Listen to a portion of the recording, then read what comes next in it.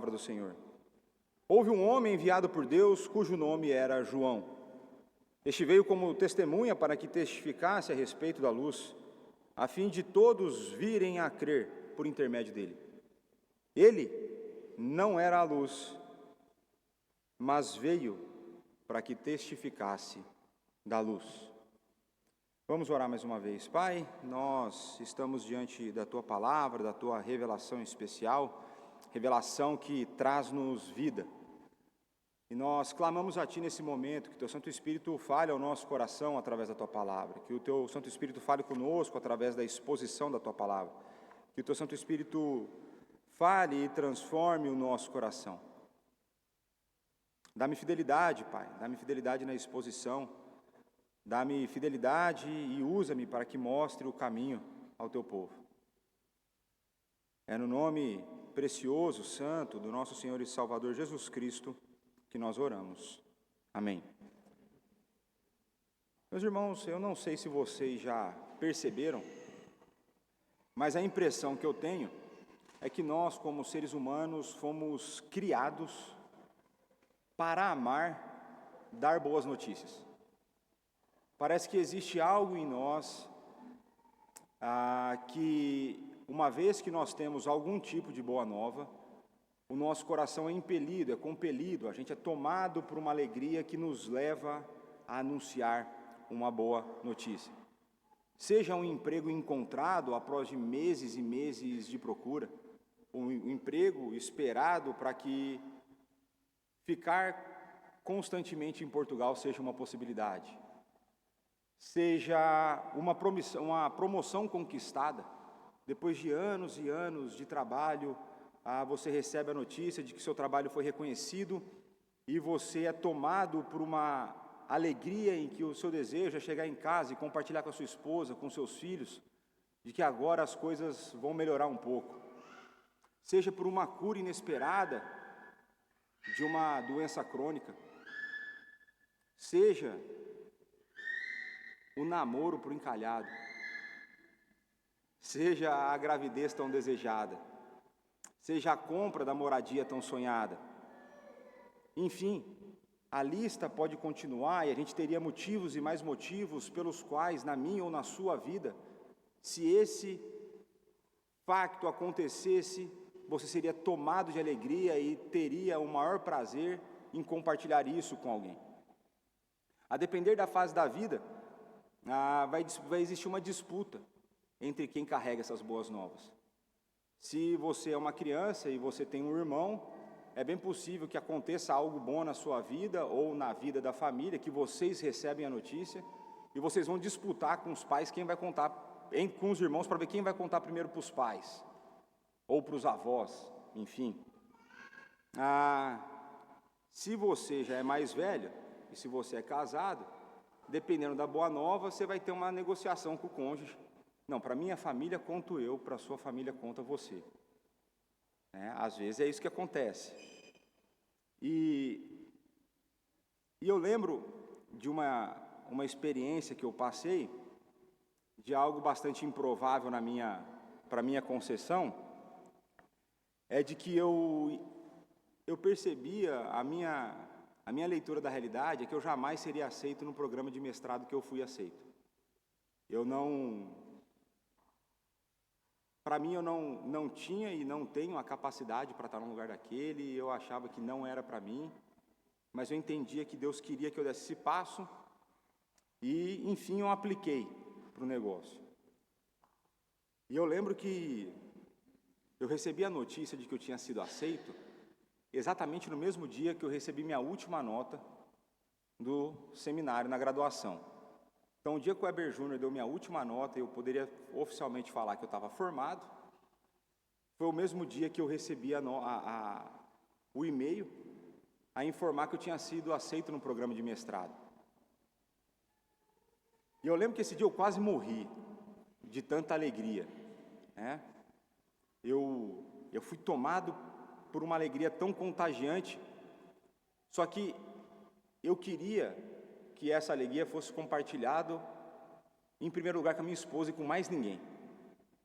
Então, eu estava na igreja que eu trabalhava, E eu lembro que eu recebi a notícia, e aí eu tive que fingir costume, como falei na semana passada, fingir como se nada tivesse acontecido e sair para o estacionamento da igreja, que é do lado de uma avenida bastante movimentada em São Paulo, muito barulhenta, lugar no qual eu pude chorar e gritar sem ninguém perceber o que eu estava fazendo.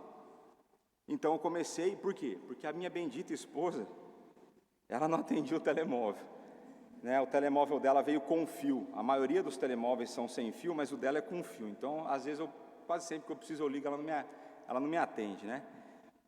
E eu lembro que eu ficava como um tonto, e eu tenho essa imagem na minha cabeça, no estacionamento, no parque da igreja, a andar indo e vindo, e eu virava para a marginal e eu gritava para a marginal, né? Por quê? Porque o meu coração foi tomado por uma alegria, por algo que eu jamais imaginei que fosse possível de acontecer. Algo que eu não sou merecedor. Agora, será que se minha tese estiver certa, de que me parece que nós somos desenhados para amar, dar boas novas, será que se nós fomos desenhados dessa forma, será que existe alguma razão por trás disso? Será que Deus, o nosso Criador, pensou em algo, nos organizou de uma forma? Porque boa nova todo mundo quer dar, a má notícia é difícil. Você relatar o falecimento de alguém, você relatar a perda de uma gravidez, você relatar a perda de um emprego, você relatar, isso aí ninguém quer. Eu não quero, eu não gosto. Parece que a gente foi desenhado para isso. E eu quero que você fique com essa pergunta na sua cabeça. Será que tem um propósito nisso? Será que existe uma razão para isso? O porquê que a gente gosta tanto de boa notícia? Agora, quando a gente olha para o texto que eu li hoje, a gente não vai conseguir perceber o ponto que eu vou ilustrar, porque a gente precisaria fazer uma leitura do verso 1 ao verso 14 de uma só vez. E se a gente fizesse uma leitura do verso 1 ao verso 14, os versos de 6 a 8 parece que estão fora de lugar. João começa a falar da palavra, do período da pré-encarnação, depois dos versos de 6 a 8 ele retorna para a revelação, depois ele fala da encarnação. Mas o que tem a ver o bendito do João nessa história? Parece que está fora, mas só parece, uma vez que a palavra é inspirada, inerrante, suficiente, autoritativa. Deus tem um propósito naquilo que Ele faz e na maneira como Ele faz. E eu creio que essa quebra de expectativa, ela é um ótimo recurso literário para chamar atenção para alguma coisa. Então, você está a ler o texto e você percebe João a falar da criação, a palavra, o logos, o verbo. De repente, então, houve um homem, cujo nome era João. Parece um anticlímax, num certo sentido. E alguns comentaristas, eles vão argumentar que o evangelista João, ele coloca esses versos logo no começo, porque existia algum povo dentro da igreja que estava tendo uma relação meio errada com a figura do João. E eu não estou definindo quem é esse João para deixar confuso mesmo. E parece que o evangelista João introduz essa mensagem acerca do João para que o povo pudesse ter a sua relação com o João ajustada. E se o povo estava com uma relação desajustada em relação a esse João, talvez uma admiração maior do que se deveria, por exemplo, talvez uma idolatria dessa figura, o João resolve esse problema com esses 3 versos. E o tema que eu quero tratar com vocês é a maneira como João resolve o problema do João, é com a mensagem que ofusca o mensageiro. É a mensagem que ofusca o mensageiro. Então, verso 6 diz: houve um homem enviado por Deus, cujo nome era João. Então, após começar o relato do Evangelho, mostrando-nos que Jesus é a palavra de Deus, Jesus é a sabedoria, Jesus é eterno, Jesus é Deus, Jesus sendo Deus é distinto do Pai, Jesus é a palavra criadora através da qual todas as coisas foram feitas, Jesus é a vida, Jesus é a luz do homem, Jesus é a luz que resplandece sobre as trevas. Então, depois de dar isso, resumo daquilo que foi falado na semana passada, João avança na história. Então, até o momento, João está lá no relato da eternidade até o princípio da criação, e agora ele dá um salto temporal. Ele entra no estágio da história e ele vai falar do João. E ele começa a preparar a sua audiência para um dos eventos mais marcantes, eu diria que o mais marcante, a encarnação de Deus. É Deus habitar fisicamente na terra. João está a preparar a sua audiência para isso. E esses versos, esse verso de número 6, ele apresenta-nos detalhes fundamentais para nós percebermos quem é João. E somente, e aqui eu começo a desfazer a confusão, é somente no Evangelho, conforme relatado por João, que João Batista não é chamado de João Batista. O João que batiza não é chamado do João que batiza. Ele é chamado apenas de João. E por que isso? Porque João, o tempo todo, quando ele se refere a si mesmo, ele fala o discípulo amado. Então ele não precisava qualificar quem era o tal do João descrito nesses versos de 6 a 8. E você sabe que essa era uma confusão na minha adolescência, né? Logo no início da minha conversão, eu achava que o João relatado aqui no 6 a 8 era o evangelista João, e não João Batista. Mas João, o evangelista, está a falar aqui do João Batista, e a partir de agora, ainda que ele não se referencie ao João Batista, eu vou chamá-lo de João Batista para ficar mais fácil. Tá certo? Era só para fazer confusão, e agora eu desfaço. E um outro detalhe importante aqui é o fato de que o texto descreve como João Batista tendo sido enviado por Deus. E isso é um conceito, o envio é um conceito importante. O envio dentro do Evangelho de João é um conceito muito importante, e é um conceito muito importante para a vida da igreja. E eu gostei muito da forma como Calvino captura essa ideia de de João Batista ter sido enviado por Deus, que eu vou trazer uma citação dele, que ele fala o seguinte, abre aspas, João Batista não é citado como uma testemunha particular, mas como alguém que, tendo recebido a autoridade divina, veio a público mais no papel de um anjo do que de um homem. E só para os irmãos saberem, a palavra anjo na Bíblia, uma tradução possível é mensageiro. Então João Batista veio mais como um anjo, veio mais como um mensageiro enviado por Deus do que um ser humano propriamente dito. Apesar de ele ser ser humano, mas a sua função é mais de um anjo. Portanto, ele não é exaltado por suas próprias habilidades, mas justamente por ser o embaixador de Deus. O que se diz de João Batista aqui é exigido de todos os mestres da igreja. Devem clamar a Deus, a fim de que a autoridade de ensinar não tenha nenhuma outra base, senão unicamente a Deus. Dessa forma, meus irmãos, João Batista, ele não vai adiante na sua autoridade e na sua capacidade. João Batista, ele vai capacitado e autorizado por Deus. A força de João Batista não está em si mesmo, na sua sabedoria, na sua eloquência, na sua capacidade, na sua coragem. João Batista é movido, capacitado, impulsionado, impelido, levado pela autoridade dada por Deus e empurrado por Deus, capacitado por Deus, para ser o precursor daquele que viria, daquele do qual ele não era digno de desatar as sandálias. Ele foi criado, ele foi desenhado, ele foi designado por Deus para esse propósito, para esse momento. João veio para ser o precursor de Jesus Cristo, aquele que prepara o caminho.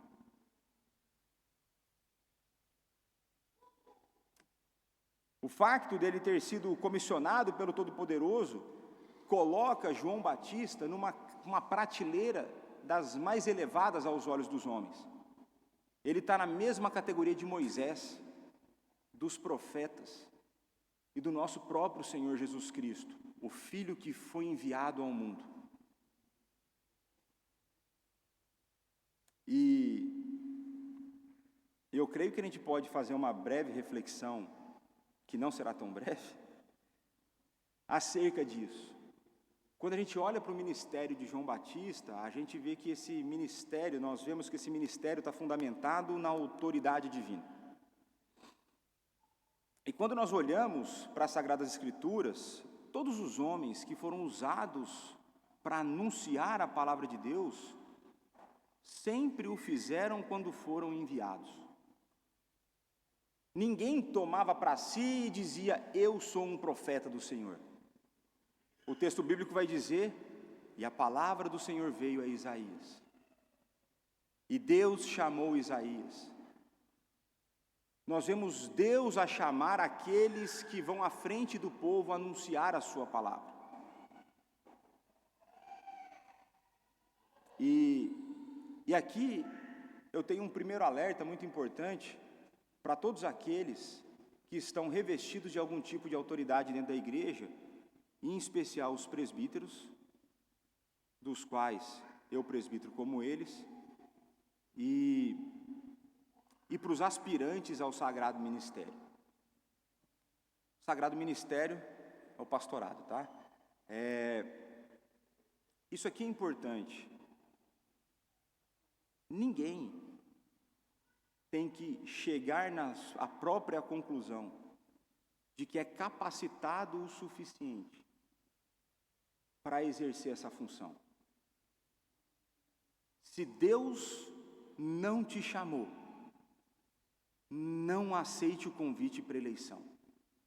Se Deus não te chamou, não se enfie na conversa de vou falar com o conselho, para o conselho me enviar para o seminário, para eu ser ordenado e ser pastor. Se Deus não te chamou, para.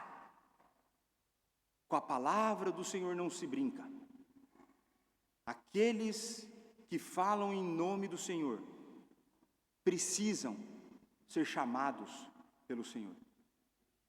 E aí a sua pergunta natural pode ser, tá bom, mas como que nós podemos identificar quem foi chamado pelo Senhor? E aí nós temos o que nós chamamos a doutrina do chamado. Aquilo que é o chamado interno e o chamado externo. O chamado interno é a convicção que surge no coração daquele que é vocacionado, de tal forma que ele percebe que ele não pode viver a vida de outra maneira. No meu caso, se manifestou de uma forma violenta, onde a vida parou de fazer sentido. Outras pessoas, um processo. Mas existia no coração uma convicção de que a minha vida não faria mais sentido se eu não me entregasse para o sagrado ministério. Mas isso é a maneira como eu estava a me sentir. Se você é tão passível de erros como eu, nós sabemos que nós podemos sentir coisas que nós não deveríamos. Tanto é que você se sente atraído por coisas que você não deveria. E como que a gente resolve, então, a subjetividade desse chamado? Nós entendemos, então, que Deus, ao mesmo tempo que Ele move o coração do vocacionado, Ele trabalha através da igreja. E aí é o que a gente chama do chamado externo, que é a confirmação diante da igreja. E como essa confirmação se dá? Igreja presbiteriana, o candidato vai chegar para o pastor e vai falar, olha, entendi que Deus está a me chamar para o sagrado ministério. E o pastor vai falar, então tá bom, você vai aparecer aqui numa reunião do conselho e nós vamos te entrevistar. E aí, diante da entrevista do conselho, e se você tem uma história na igreja diferente, para o meu caso, eu já tinha, quase 10 anos de vida eclesiástica na mesma igreja local, eles entenderam que as minhas obras eram condizentes com o chamado. Então existe um processo em que você fala, veja, vou fazer um exemplo. Chega um jovem aqui e fala, pastor, entendo que Deus está me chamando para o ministério, quero ir para o seminário. Fala, tá bom. Como que está a sua vida? Ó, tranquilo. Como podemos encontrar para discipulado na sexta? Na sexta eu vou para a balada, e aí eu tomo uns goró, uns álcool a mais. Se eu acordar sem azia no dia seguinte, e se eu acordar desacompanhado na minha cama, eu talvez consiga encontrar com o Senhor. Não tem chamado. Os maiores vagabundos não tem chamado. Agora, se eu olho uma pessoa que constantemente se dedica na vida da igreja, chega no horário, faz isso, faz aquilo outro, você pede para ajudar, ele está lá, ele não escolhe serviço. Papai, estou precisando que limpe a sanita, a pessoa está lá. Coração de servo. Então, essas são umas formas de validarem. Aí, depois disso, o conselho vai te enviar para o presbitério. E no presbitério você vai ser avaliado de novo por pessoas que não te conhecem para ver se você tem um chamado. E depois disso você passa anos estudando, para depois disso você voltar para o presbitério ver se você presta, para ver se você estudou 4 anos à toa ou não, para quem termina no prazo. Então existe um processo de chamado interno e externo. E é a mesma coisa com os presbíteros. Os presbíteros são colocados diante de vocês para eleição, para que vocês vejam neles ou não o caráter que é esperado deles. E cabe a vocês votar favorável ou contrariamente. Então o chamado externo, no caso do presbítero, é confirmado inicialmente pelo conselho, e o nosso conselho é criterioso, a gente faz um monte de pergunta, a gente derruba, pergunta séria, pergunta pessoal, a gente invade a privacidade da pessoa. E depois disso, na mão da Assembleia. Porque o conselho pode barrar o candidato. Não viu, não encaixa, não crê de maneira com as Sagradas Escrituras, vai ser derrubado. Então, quando nós olhamos para isso, existe um processo muito sério, que é banalizado, não é seguido na igreja nos nossos dias. Hoje a gente tem uma das maiores aberrações do planeta, que é profeta mirim. O menino não sabe tomar banho sozinho e quer falar de Deus para os outros e quer ensinar para os outros a cuidar dos outros. Isso é insanidade. Isso é loucura. Isso é loucura. Mas vamos continuar para não ficar muito exaltado. Fora isso, existe uma outra coisa muito importante na vida da igreja, que a igreja está consciente de que o responsável pela missão e pelo envio daqueles que vão é a igreja, e não a pessoa individual. Então, por exemplo, eu chego para conversar, aqui hipoteticamente, nós queremos apoiar um novo projeto missionário no próximo ano. E aí a gente começa a receber projetos. E uma das pessoas chega e fala assim, quem está a te enviar? Ou não, eu sou independente. Não adoto. Não viro parceiro. Não existe missão sem autoridade passada por Deus através da igreja. Eu, quando fui para o seminário, fui enviado pela igreja. Quando eu fui para o mestrado, eu fui enviado pela igreja. Quando eu fui ordenado, foi com a mão da liderança que impôs autoridade sobre a minha vida para que falasse em nome de Deus. Então a igreja precisa entender que quando nós, cá na Pedras Vivas, adotamos ou viramos parceiros de um projeto missionário, a gente filtra, a gente olha as qualificações, a gente olha se tem alguém sendo enviado, porque não tem como não ser enviado e querer ser abençoado. Não tem como você descumprir a ordenança de Deus do envio, e é um padrão estabelecido em Atos. Paulo era enviado. Veja, Paulo recebia imposição de mãos para que ele fosse enviado para a missão. Leia Atos e perceba esse padrão. Então, envio e falar em nome de Deus é algo muito sério, que tem sido abundantemente banalizado no meio evangelical nos nossos dias. Agora, até agora eu falei de liderança e falei de pastores. Como isso se aplica à sua vida? Você me conhece, eu não poderia deixar essa oportunidade passar. Eu preciso falar de você. Eu tenho uma boa nova para você. Como isso se aplica à vossa vida? E porque você pode dizer assim para mim, pastor, eu não sou liderança eclesiástica, eu não tenho um ofício, não tive mão imposta, eu sou um membro normal na vida da igreja. Foi graças a Deus por isso. E aí eu quero que você traga à sua memória 2 textos. Um deles eu vou ler na íntegra e o outro eu vou citar.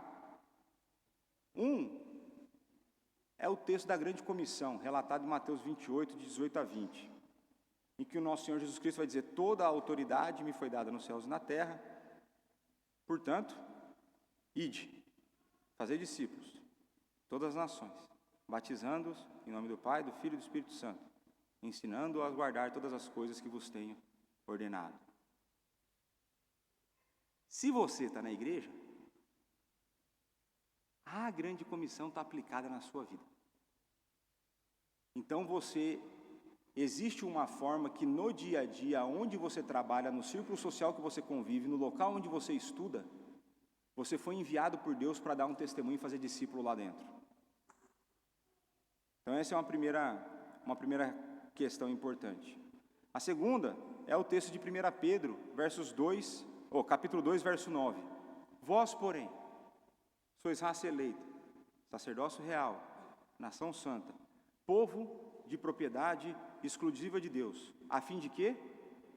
Proclamardes as virtudes daquele que vos chamou das trevas para a sua maravilhosa luz.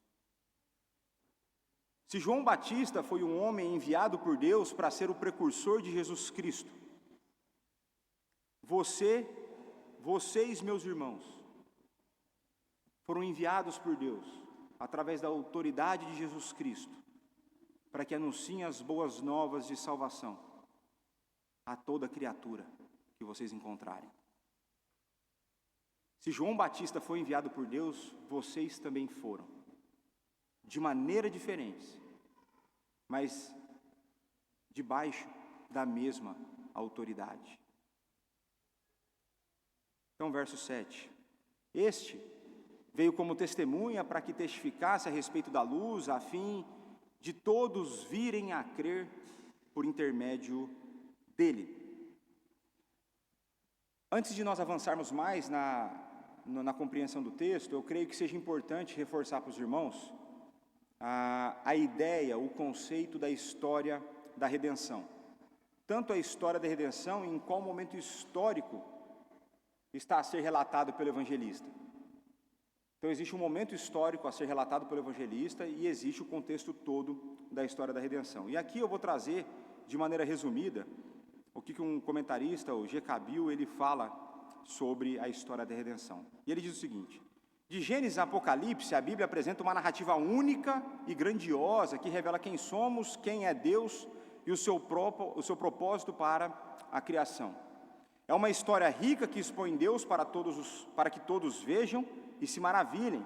Esta é uma história que narra a relação graciosa e misericórdia de Deus com a humanidade, incluindo suspense, intriga e reviravoltas notáveis. Gênesis de 1 a 3 constitui o cerne da história e contém os elementos básicos do argumento. Aqui descobrimos a intenção suprema de Deus para toda a criação e como Ele planeia alcançar esse objetivo. À medida que avançamos em Gênesis de 1 a 3, compreendemos 3 pontos interrelacionados. Deus cria os céus e a terra para serem o seu santuário cósmico, onde governa e habita soberanamente. Toda a criação foi concebida para abrigar a sua glória. Ponto 2. Deus cria Adão e Eva como reis para governarem em seu nome e como sacerdotes para servir e mediarem a sua glória. A humanidade é criada para permanecer dependente de Deus, totalmente dependente de Deus, e representá-lo fielmente na terra. 3. Na tentativa, aí é o capítulo 3, na tentativa de ser independente de Deus, o casal original sucumbe à tentação da serpente, mas apesar da queda, Deus promete vencer o mal e estabelecer uma morada perfeita para a sua glória e para o seu reino. Promessa aqui para o novo céus e para a nova terra, morada perfeita. O grande enredo da Bíblia envolve o padrão geral de criação, queda e redenção. Aprofundando esse ciclo, o padrão começa com a criação e a comissão divina para a humanidade governar a terra e adorar o seu Senhor. A humanidade desobedece, como resultado, o povo de Deus é exilado da sua presença no Éden e depois expulso do jardim. Começando por Adão e Eva, esse padrão, veja se isso não é verdade, esse padrão repete-se por todo o Antigo Testamento. O povo obedece, o povo revolta, Deus pune, sofre, volta ao arrependimento. Vocês lembram de alguma coisa parecida com isso no Antigo Testamento ou não? Você lembra alguma coisa parecida com isso na sua vida? Acredito que sim. Então, cada padrão ganha mais força, mais personagens emergem em evidência. O que começou com Éden, com o primeiro casal, repete-se como uma nação inteira na Terra Prometida. Então, Deus liberta da escravidão, leva para a Terra Prometida, e lá eles se corrompem. Aí eles vão para onde? Cativeiro. Se arrepender, para voltar. Você pega o período de Juízes, esse padrão é seguido. Com mais personagens surge mais subenredos, intrigas, suspense e redenção. Embora a história se torne mais complexa, o padrão geral permanece o mesmo. A expectativa é de que um dia, no final da história, o ciclo termine, a humanidade desfrute da presença plena de Deus na nova criação. Então, se nós formos considerar o momento, esse momento histórico e esse padrão estabelecido de criação, queda e redenção, dessa questão da desobediência, o povo de Deus aqui, no momento que João relata o Evangelho, ele está a viver o processo de disciplina. Eles estão a viver o momento da queda. O momento da queda é esse, representado pelos 400 anos de silêncio de Deus e pelo fato do povo de Deus ser dominado pelos romanos. Eles estão, nunca mais eles voltaram do cativeiro. E até hoje dá problema esse assunto. Até hoje tem guerra por conta desse assunto. 400 anos de silêncio. E sendo dominados por pagãos. Pensa isso. Como que seria viver nos calçados desse povo. E durante os 400 anos de silêncio, a única coisa que era possível ouvir era o ensurdecedor silêncio divino. Era o silêncio que incomoda. Eu não sei se você já teve a oportunidade, se você viveu muito tempo numa grande cidade, tem momento que você parar e ouvir o silêncio incomoda. Eu várias vezes sou incomodado pelo silêncio. Mas era isso que acontecia com o povo de Deus. Nenhum profeta, nenhuma aparição, nenhuma nova revelação. Silêncio. É aquele gelo. É uma quebra, parece uma quebra de relacionamento que não tem volta.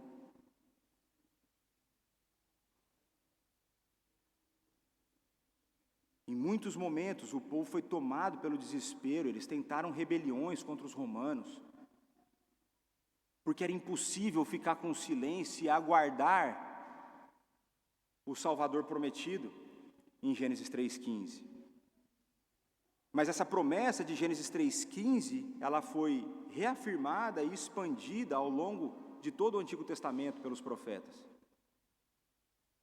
Portanto, se o povo de Deus, o remanescente fiel, tivesse consciência e tinha dessas revelações, eles sabiam que cada dia a mais era um dia a menos. A cada dia que se passava, mais perto estava da chegada desse libertador. E esses 400 anos vão a passar, ano após ano, dia após dia, mês após mês, ano após ano, década após década, século após século. E se isso é verdade, se eles criam, como eu creio que o remanescente fiel cria, de que o Redentor viria, eles eram provavelmente tomados de momentos de grande euforia e de grande esperança. Em outros momentos, de completo desânimo e desesperança aos olhos humanos. Imagina geração após geração sendo subjugado pelos romanos. Você não ter onde sacrificar e exercer a sua religião, você não ter como fazer com a tua fé. E é dentro dessa realidade de opressão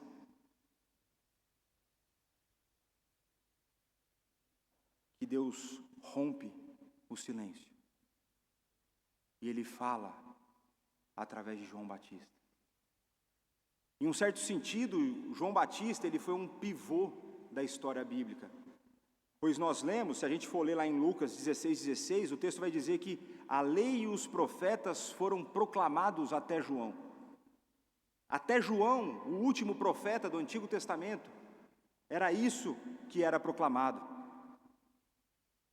Isso significa que João, como o último profeta do Antigo Testamento, o último representante da antiga ordem, depois disso, é Jesus Cristo quem vem pregar o reino de Deus. É João, o precursor, aquele que passa o bastão numa corrida de revezamento. É ele quem entrega o período do Antigo Testamento para aquele que é o Novo Testamento. Até então eles viviam pela promessa. Agora eles veem a promessa tem um nome, a promessa pode ser tocada, a promessa é Jesus Cristo. É João Batista, então, quem rompe o silêncio divino, trazendo uma nova revelação, uma revelação de que o Verbo se fez carne, e ele anuncia isso para o povo. É chegada a hora do arrependimento, voltem-se a Deus. João, além de profeta do Antigo Testamento, foi um arauto da nova dispensação. Assim, ele também ganha louvor de Jesus Cristo, que diz: em verdade vos digo, entre os nascidos de mulher, ninguém apareceu maior do que João Batista. Mas o menor no reino dos céus é maior do que ele. Aos olhos dos homens, grande estatura. Diante de Deus, não. E quando nós olhamos para esse verso, nós vemos que João Batista não foi meramente enviado por Deus. Ele foi enviado por Deus com uma função, ele foi enviado por Deus com uma mensagem, e ele foi enviado por Deus com um propósito. Quando nós olhamos para a função que João foi enviado, João Batista foi enviado como testemunha. E eu creio, por mais absurdo que possa parecer, eu creio que é importante a gente definir esse termo, testemunho. Porque existe uma grande confusão nos nossos dias, principalmente por frases ruins que são propagadas ao longo da história como se elas soassem bonitas, mas que na verdade elas só querem tirar de nós alguns privilégios. E uma das frases que mais fez mal para a ideia da evangelização é aquela: evangelize se necessário, testemunhe, se necessário use palavras. Isso é uma aberração teológica. Isso nada tem a ver com as Sagradas Escrituras. Isso nada tem a ver com a comissão que foi dada, com o envio que foi feito por João Batista, e nada tem a ver com o meu e com o seu envio. Quando nós olhamos a ideia de testemunha, quando nós vamos para o dicionário, e aqui o dicionário do grego, da palavra usada pelo evangelista João, o testemunho é uma confirmação ou um atestado com base em conhecimento ou crença pessoal. E só ver onde que eu coloquei aqui. Então o testemunho, ele pressupõe fala. Não existe testemunho sem fala. E eu creio que existe um destaque importante a ser feito na citação aqui, entre a importância do testemunho, e o testemunho do João Batista, e depois posteriormente o nosso, e a conexão com o propósito do Evangelho de João. Se você estava na EBD, você viu que o propósito do Evangelho de João é para que creiam, e em crendo, tenham vida eterna. E mais uma vez aqui o nosso amigo James Boyce, ele vai falar o seguinte: percebemos esta ênfase no testemunho de João pela forma como o evangelista lida com um material relacionado ao precursor de Cristo. Então, o evangelista João, ele selecionou materiais e ele deu ênfase para o ministério do João Batista. Talvez o mais notável seja a ausência no evangelho de João de muitos aspectos do ministério de João Batista, e aspectos esses que estão presentes nos outros evangelhos. Por exemplo, João elimina todas as referências à pregação de arrependimento, toda menção a ele como o arauto do reino de Deus. Não faz apelo ao arrependimento de João como nos outros. Ele não se envolve no batismo das águas, embora tenha várias referências ao batismo no evangelho. Ele não confronta os sacerdotes e os chama de raça de víboras. No evangelho de João nada disso está presente. O evangelho de João, ele não enfatiza as ações de João Batista, enfatiza o seu testemunho, e a gente vai chegar mais à frente nesse assunto. Então, considerando essa má compreensão que existe entre o que é o testemunho, nessa ideia de eu vivo, se necessário eu falo, eu creio que, vou fazer uma citação aqui bastante interessante de um autor chamado Paul Little, e ele vai dizer o seguinte, num termo que ele define como pré-evangelismo. Eu acho que essa definição é importante para você não desconsiderar a importância das ações. Porque eu não estou a dizer aqui que você pode viver de qualquer maneira e pregar o evangelho, também não é isso. Olha só o que o Paul Little vai dizer sobre o que ele chama de pré-evangelismo. Viver a fé é a base, e quando ele diz viver a fé, é uma vida de obediência através de ações. É a base mais essencial para qualquer testemunho eficaz. Se não vivermos o que professamos, a profissão será desacreditada. Então, se eu digo que Deus é soberano e eu vivo ansioso, os caras de fora vão olhar, mas esse Deus dele não é tão soberano assim, porque ele diz que crê e vive ansioso, né? Então esse é o meu mau testemunho para o mundo. No entanto, o viver a fé não é em si mesmo testemunhar. E aqui eu tenho um exemplo que eu gosto de dar, porque ele é ruim. Quem aqui já viu um filme que tem uma corte, um juiz e advogados, acusação e defesa aqui? Quem já viu? Pronto. Você já viu alguma testemunha, a não ser que ela fale por linguagem de sinais, chegar lá e viver na frente do juiz e aquilo servir como testemunha?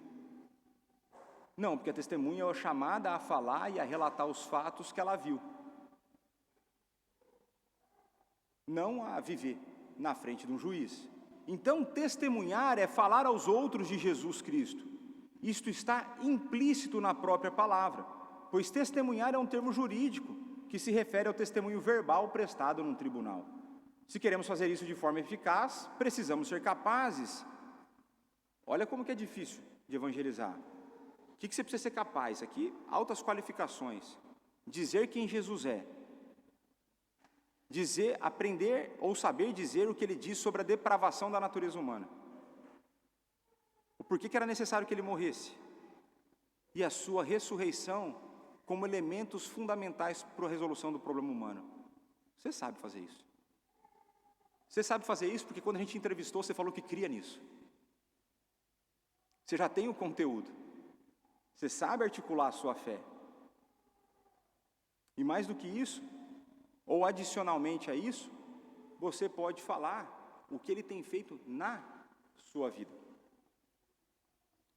Mas vamos continuar aqui no avanço. Ele veio, foi enviado com um propósito, mas ele também tem uma mensagem. Essa mensagem é a luz. Ele veio para que testificasse da luz. E aqui é uma coisa importante, porque o enviado por Deus para testemunhar, ele não tem liberdade no conteúdo. João não recebeu liberdade para anunciar o que ele queria. João recebeu uma mensagem. Mas ele recebeu a mensagem mais bela, a mensagem mais importante e a mensagem mais profunda de toda a história. Ele rompe o silêncio e ele anuncia que o Cordeiro de Deus tira o pecado do mundo. O foco do evangelista não está nas ações de João Batista, mas se você olha nos outros relatos, a vida de João Batista era condizente com aquilo que ele pregava. A mensagem dele é simples, mas ela é bela, ela é importante e ela é profunda. João, ele chega a tal ponto de percepção de quem ele era e da sua função, que ele se reduz não a uma pessoa, mas a uma mera voz. Eu sou a voz daquele que clama no deserto. E por fim, se ele tem uma mensagem, ele também tem um propósito, e o propósito de João é bastante simples. O propósito dele é tranquilo. A fim de quê? A fim de todos virem a crer por intermédio dele. E uma coisa importante a gente entender, que esse não é o resultado esperado. Essa é a motivação a motivação que ele tinha para anunciar.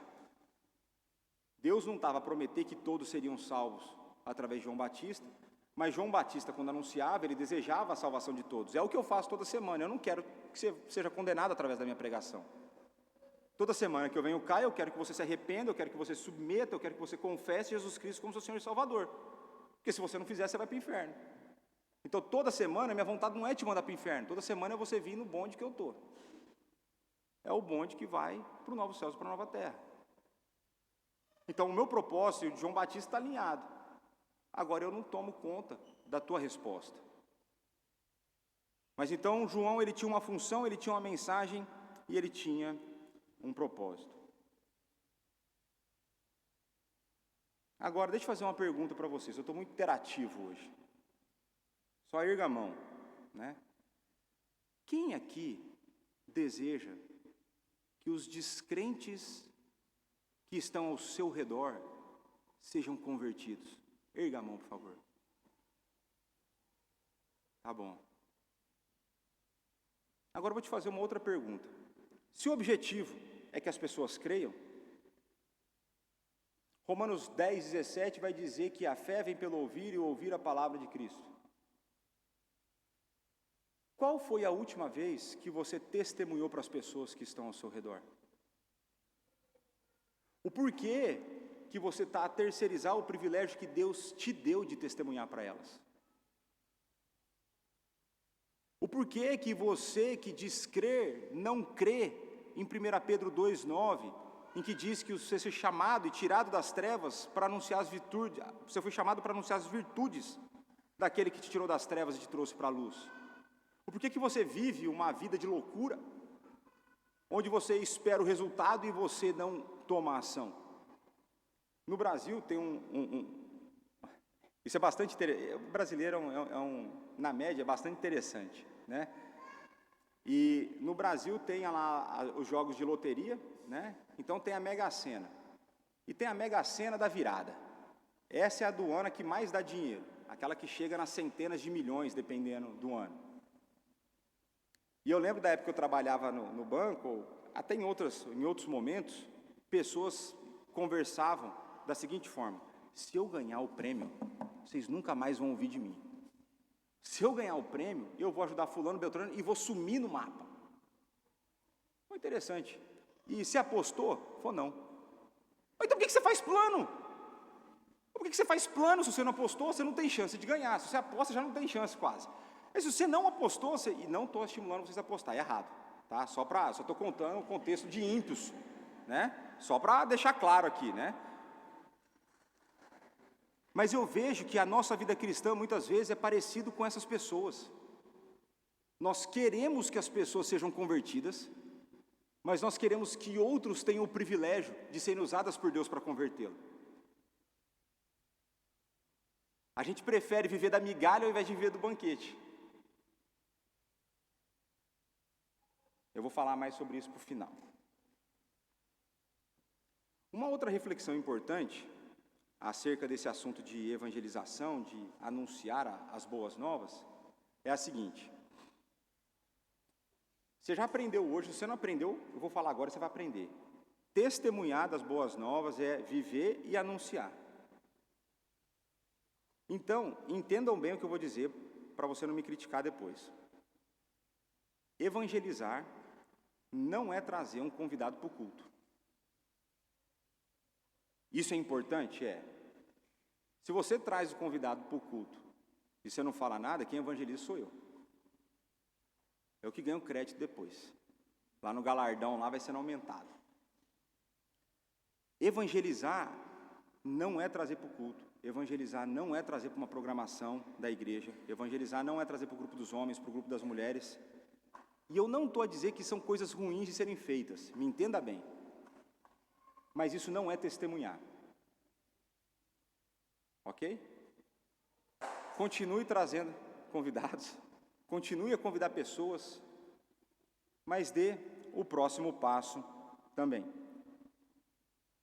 Uma outra reflexão que quero fazer com vocês, são várias hoje.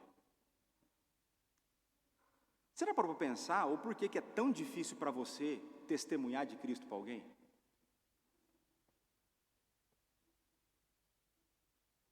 O porquê que é difícil para você falar de quem Ele é e do que Ele tem feito na sua vida?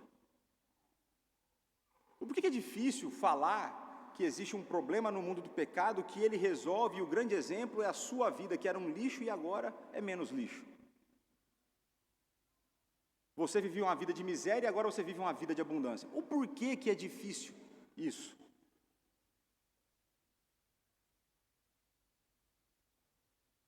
Eu não quero que você responda, eu quero que você fique com isso para você. Eu quero que você responda para você mesmo. Eu quero que você medite nisso ao longo da semana. Se você não tem conseguido falar para os outros do que Ele tem feito na sua vida, como que está a sua relação com Ele? O que será que Ele tem feito na sua vida? Será que você não é o filho bastardo, que Ele já não está importando? Não sei, só estou provocando provocações, não estou acusando ninguém aqui de não ser salvo. O como que você não consegue falar para os outros do maior evento da tua vida?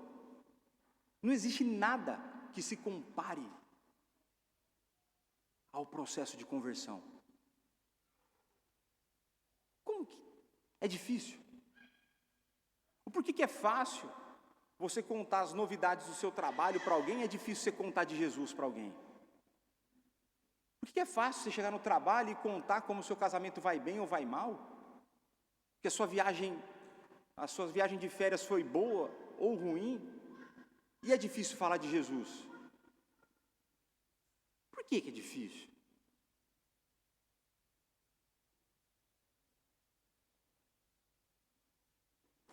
O porquê que o nosso coração alegra-se tanto em falar de quando a gente arruma emprego, de quando a gente é promovido, de quando a gente começa a namorar depois de estar encalhado, de engravidar depois de estar difícil, de conseguir comprar uma casa, um apartamento, conseguir trocar de viatura.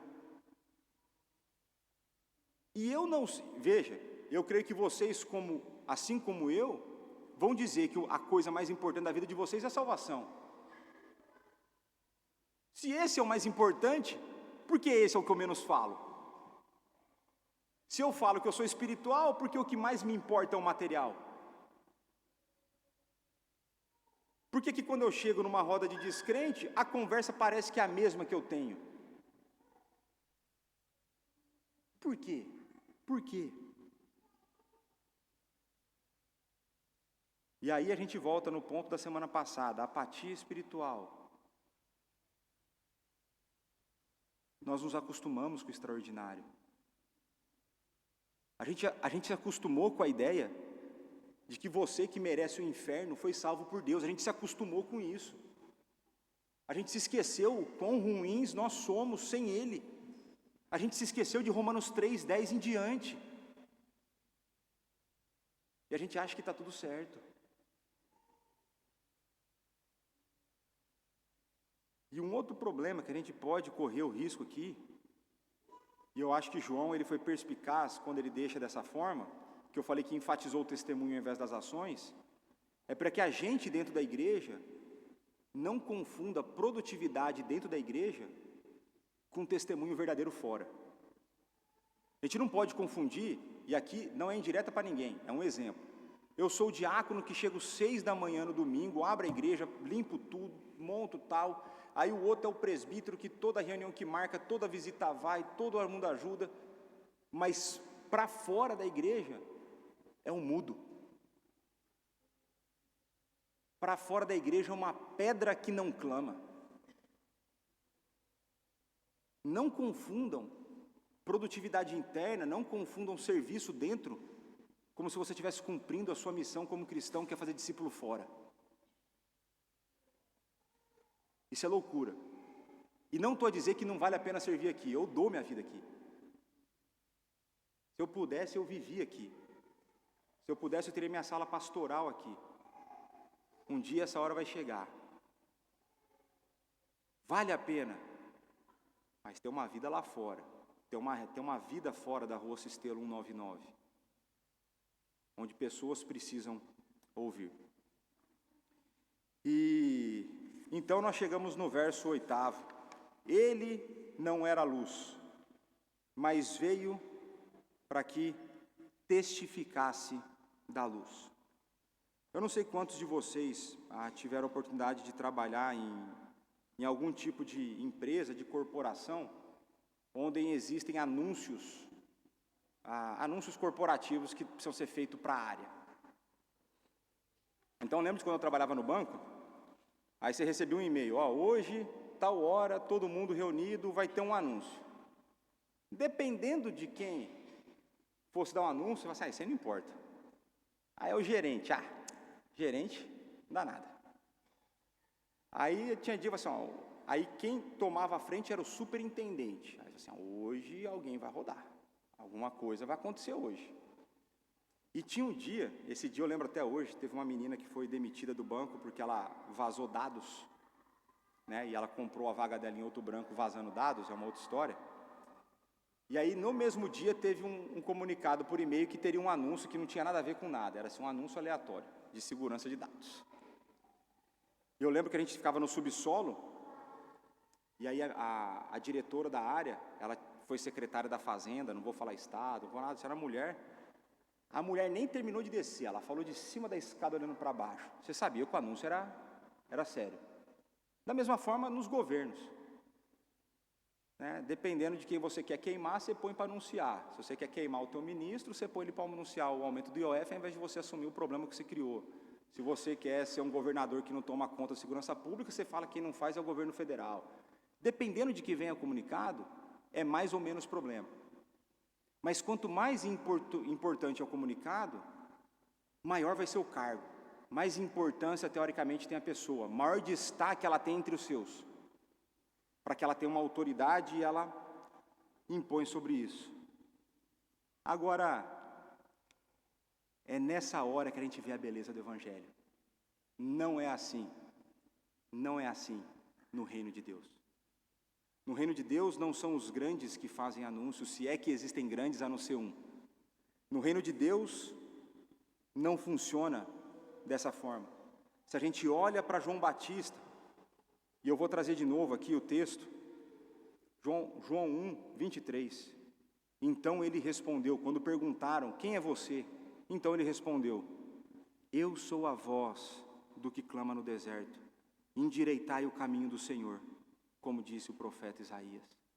Eu não sou João Batista, eu não sou um ungido de Deus, eu não sou o filho preferido de Deus, eu não sou o maior profeta de toda a história, eu sou a voz que clama no deserto. João anula-se de tal forma, João humilha-se de tal forma diante daquele que ele anuncia, que ele é apenas uma voz, ele não é uma pessoa. E quando eu creio que o Boyce faz um outro comentário a respeito disso que é muito interessante, que ele diz assim, pensa agora o que isso significa pessoalmente. Primeira coisa, João Batista, ele tinha consciência de que ele não era luz. Primeira coisa que você precisa entender, você não é o centro do universo. Isso é importante simplesmente porque todo o testemunho bem-sucedido de Jesus Cristo deve começar por essa percepção. Eu não sou a luz. Eu não sou aquele quem deve brilhar. Eu não sou aquele que não sou aquele que traz a salvação. Sempre que um cristão leigo, aqui um cristão normal, um ministro, um escritor, um professor, ou quem quer que seja, começa a pensar que há algo de importante nele, ele deixará de ser eficaz como testemunha de Cristo. A partir dessa reflexão do Boyce, é importante que nós tenhamos em nosso coração de que o anúncio do Evangelho pressupõe uma anulação do eu. O anúncio do Evangelho pressupõe a morte do eu. O anúncio do Evangelho pressupõe o tomar sobre si a cruz todos os dias.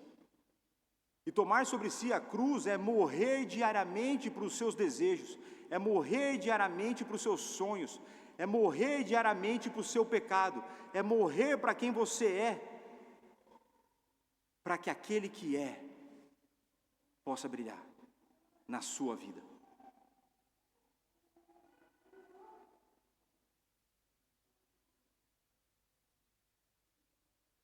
Se João Batista não é a luz, ele não merece destaque. Se João Batista não é a luz, ele não merece ser adorado, como era o risco de que uma comunidade tivesse a fazer. Agora, João Batista, a voz que clama no deserto, ele tinha uma função. Ele sabia que ele tinha que testemunhar acerca daquele que era a luz. E quando nós pensamos na nossa vida, e aqui eu falo como pastor, e eu creio que você, que é um membro na igreja, também acaba por sofrer da mesma forma o impacto daquilo que eu vou dizer.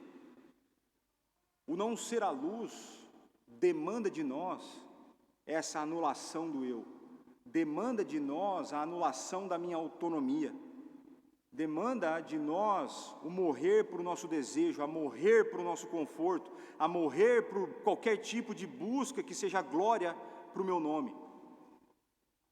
Não são mais os meus planos, não é mais a minha vida, pouco importa o que eu serei, desde que a minha voz clame quem Ele é, pouco importa quem eu sou.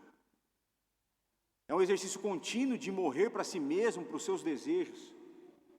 É luta diária, é todo dia. Eu amo o conforto, e todo dia eu tenho que lutar contra o conforto por conta dele. Eu amo a minha vida dentro de casa. Amo ficar em casa. E todo dia eu tenho que lutar contra isso para sair por conta dele. Eu não sou paciente e todo dia eu luto para ser paciente, para cuidar daqueles que dão trabalho. Porque não importa quem eu sou, importa quem ele é e o que ele faz. E mais uma vez eu vou voltar às minhas críticas, ou não, ao invés de ser crítica, eu vou servir como ensiná-los-ei como vocês devem fazer para analisar se um profeta, se um pastor é digno ou não de ser ouvido.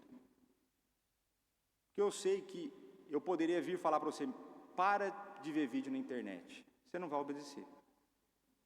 Você não vai. Assim, não, o pastor falou isso, mas vou ver o que o Augusto Nicodemos falou, vou ver o que o Hernandes falou. Vou atrás de você depois, viu? Mas eu creio que a gente tem nesse texto elementos para que você possa filtrar o que você ouve. E a gente tem nos nossos dias muitos pastores, ou pseudo-pastores, pseudo-profetas e pseudo-líderes eclesiásticos. Primeira coisa, identifique qual que é o conteúdo da pregação. Se tiver muita primeira pessoa do singular, eu, Deus falou comigo. Deus me disse para eu te dizer. Começa a ficar atento. Pastores que enfatizam tudo o que o Evangelho combate. Mateus 6 vai dizer, não acumuleis para vós outros tesouros na terra. E ele te promete a prosperidade. Satanás, isso é engodo. Fuja dessa desgraça que usa o nome de Jesus em vão.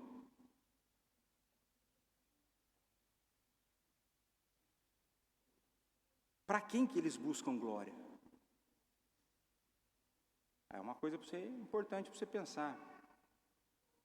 Qual é a postura de humildade do pregador?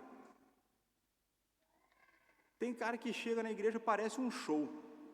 É gente abrindo porta. Fica a dica aí para a junta, né? Chegar e já abre a porta e tal. É gente que não serve, só quer ser servido. O chamado para o serviço no reino é um chamado de constante humilhação. Nós somos servos, nós não somos senhores, porque Senhor só existe um. O nosso foco é de servir e não de ser servido, e isso é para mim e é para você. Chega de chegar na igreja e ficar a reclamar de que as coisas não acontecem do seu jeito. E quanto que você serve? O quanto que você faz as coisas aqui dentro? O quanto você está disposto a ajudar quem precisa? A reclamar, faz fila, dá senha. Vou fazer igual a autoria, vou fazer igual as finanças. Vai ter senha por semana, 10 senhas para reclamar. Quem pegou, pegou, quem não pegou não tem direito. Começar a implantar isso aqui. Agora, se você não é pseudo-profeta, pseudo-pastor, pseudo-nada, como que isso se aplica a você? O fato de você não ser luz, mas eu entendo que assim como João Batista, de uma maneira diferente por conta do momento histórico, você foi chamado a testificar sobre a luz, como isso se aplica na sua vida? Eu creio que João mostra para nós, primeira coisa, que a vida não é sobre a gente. A vida não é sobre os meus problemas, a vida não é sobre os meus desejos, a vida não é sobre o meu umbigo. A vida é sobre Ele, que é a luz. A nossa vida não é sobre a nossa vida e as nossas conquistas, mas é sobre a vida dEle, a morte dEle, a sua ressurreição, a sua conquista, a conquista da nossa salvação. E eu e você, nós temos um problema grave, que não sei se você sabia, mas vou te dar um diagnóstico agora. Você tem uma doença. E a doença que você tem é amnésia espiritual. Isso aí você pode procurar o doutor, que ele vai confirmar o diagnóstico. Você vem domingo aqui e fala que você é crente, e ao longo da semana você se esquece dele. E vive de qualquer jeito e faz da vida a sua vida. Faz da vida os seus problemas. Faz da vida os seus desejos. E ele torna-se, mais uma vez, aquele gênio da lâmpada, que quando eu estou em dificuldade, eu vou atrás dele para ver se ele me ajuda. Lembre-se de que você não é luz e apartado da luz você é trevas. Lembre-se de que a luz está disponível para você. O Espírito habita em você e ele tem um poder para te conduzir para a luz.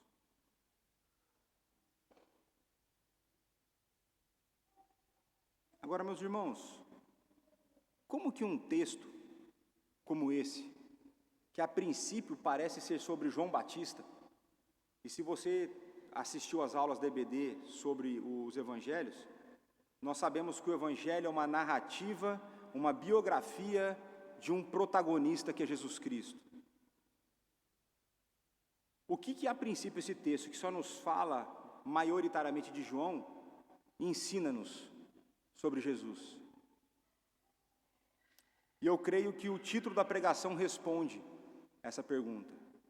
A mensagem que ofusca o mensageiro.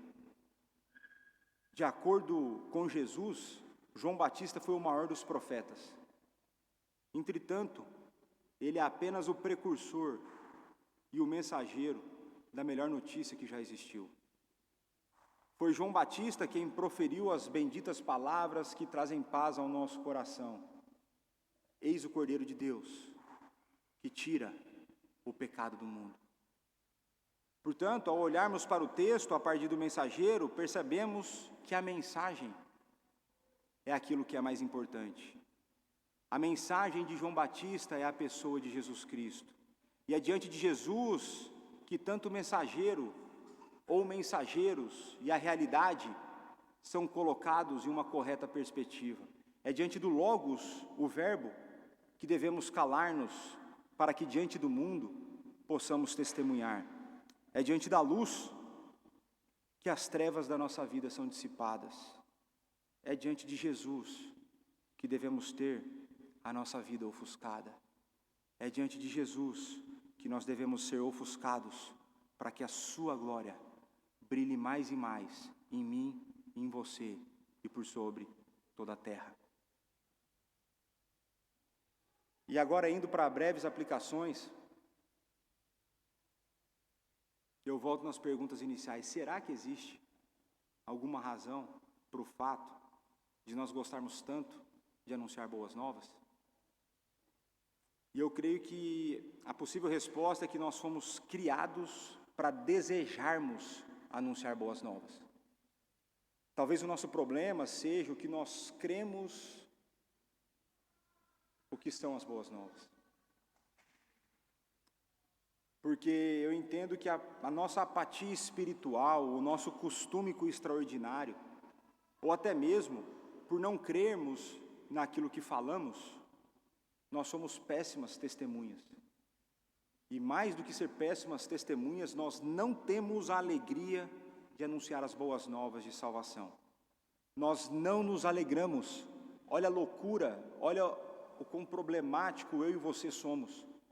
Nós não nos alegramos de contar a maior, melhor e mais importante mensagem de toda a história.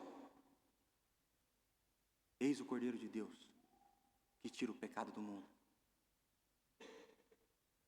A gente não tem prazer nisso, olha a loucura da nossa fé, olha a hipocrisia da nossa vida.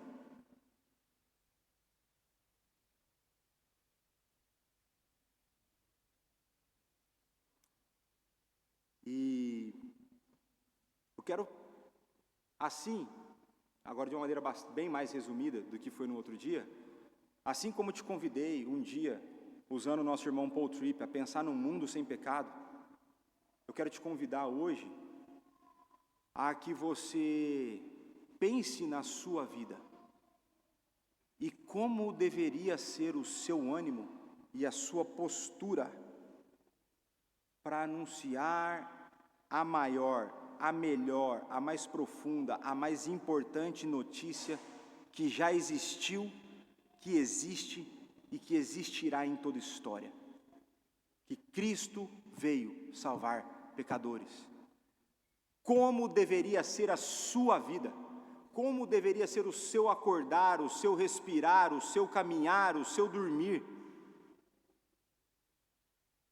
Como deveria ser o seu viver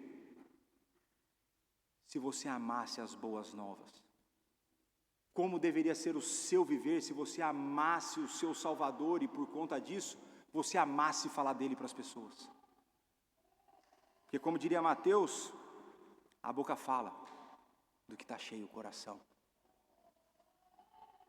E portanto, meus irmãos, com esse ideal que você está em mente, olhe para o teu dia a dia agora.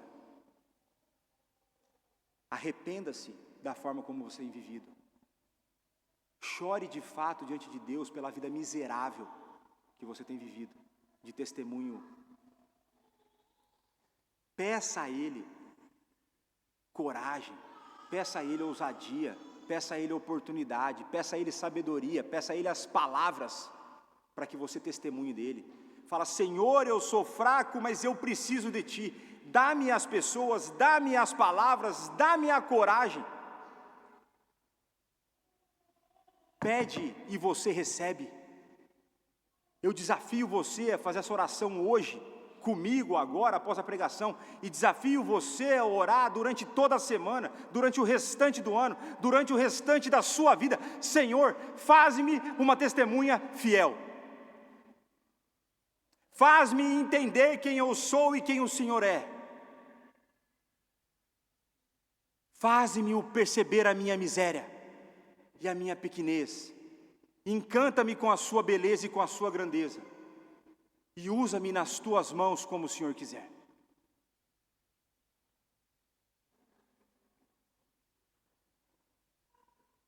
E por fim, se você está conosco hoje, e você ainda não reconhece Jesus Cristo como seu Senhor e Salvador, eu não poderia terminar a pregação depois de falar de testemunha e não te fazer esse convite. Meu convite é para que você se arrependa da vida que você tem levado. É que você se vire da vida que você tem se levado e você se volte para Jesus Cristo. Para que você confesse os seus pecados, que você confesse a Jesus Cristo como seu Senhor e Salvador. E então, eu te garanto uma coisa, a luz dele dissipará as trevas da sua vida. Que ele continue derramando da sua graça e da sua misericórdia sobre a nossa vida. Vamos orar?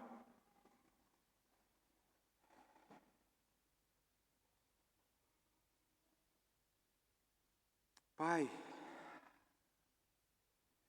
diante do Senhor e da sua palavra, movidos pelo teu Santo Espírito, nós somos constantemente envergonhados pela forma como nós temos vivido. Nós não temos admirado a luz, nós não temos testemunhado da luz, nós não temos percebido que nós não somos a luz. Constantemente nos sentimos como se fôssemos centros do universo. Como se o mundo orbitasse ao nosso redor e ao redor das nossas necessidades e desejos. Isso nos leva a uma vida de apatia espiritual, de desânimo espiritual. Isso nos leva a uma vida medíocre diante do Senhor. Isso nos leva a uma vida que nós mais nos exaltamos do que exaltamos ao Senhor. Isso nos leva a uma vida de pouca alegria na salvação e uma vida que, uma vez que não se alegra na salvação, não anuncia a salvação. Restaure em nós, Pai, a alegria da salvação, restaure em nós a admiração por quem o Senhor é, por aquilo que o Senhor faz, restaure em nós a admiração pela obra de Jesus Cristo e a sua pessoa. Restaure em nós a alegria de sermos habitados pelo Teu Santo Espírito. Que Teu Santo Espírito trabalhe em nosso coração, nos mova a uma vida de testemunho. Dá-nos a coragem, dá-nos a palavra, manda as pessoas, usa-nos para o anúncio das boas novas de salvação. Dá-nos o privilégio de sermos instrumentos da Tua graça. Dá-nos o privilégio de sermos usados pelo Senhor, para que pessoas se prostrem aos pés da cruz e reconheçam Jesus como Senhor e Salvador e confessem os seus pecados. Nós precisamos da sua força na nossa fraqueza. Ajuda-nos, Senhor, ajuda-nos como igreja, ajuda-nos como indivíduos. Dá-nos o viver somente para Cristo. Dá-nos humildade, dá-nos anulação, dá-nos o tomar a cruz e morrermos para nós mesmos diariamente. Dá-nos o viver para Ti, pois é somente no Senhor que nós encontramos luz e vida. E é no nome dEle, o Logos, a luz, o Cordeiro que tira o pecado do mundo, que nós nos colocamos diante do Senhor, humilhados e clamando pelo Teu auxílio, e pedimos perdão pelos nossos pecados. Amém. Meus irmãos, e agora eu